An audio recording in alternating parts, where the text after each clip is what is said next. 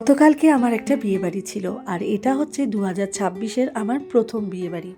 বিয়েবাড়িতে শাড়ি পরবো না তা কী করে হয়, তাই জন্য এই মভ কালারের শাড়িটা পরে নিয়েছিলাম, আর তার সঙ্গে পরে নিয়েছিলাম এই জুয়েলারিগুলো। এবং এটা হচ্ছে আমার ফাইনাল লুক। কেমন লাগছে অবশ্যই জানিও, আর শাড়িটা কেমন দেখতে হয়েছে সেটাও কমেন্ট করে জানিও।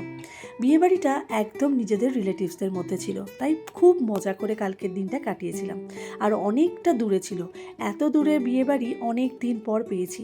বেশ অনেকটা 2-3 ঘন্টার রাস্তা ট্রাভেল করে যেতে হয়েছে। একটু মন খারাপ ছিল, কারণ গতকালকের বিয়েবাড়িতে ছেলে যেতে পারেনি। ওর আসলে সামনেই এক্সাম, টিউশন, স্কুল সব মিলিয়ে ও আর যেতে চাইলো না, তাই ওকে আর নিয়ে গেলাম না।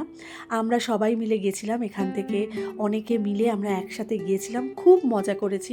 আর এতটা রাস্তা গল্প করতে করতে সবার সাথে যেতে ভীষণ ভালো লাগে।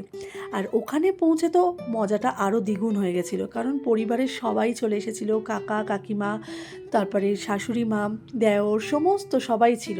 খুব মজা করে আমরা কাটিয়েছি। আর বিয়ে বাড়িতে যাব অথচ ফটো তুলব না তা কী করে হয়। খাওয়া দাওয়া সব মিলিয়ে দারুণ উপভোগ করলাম গতকালকের বিয়ে বাড়িটা।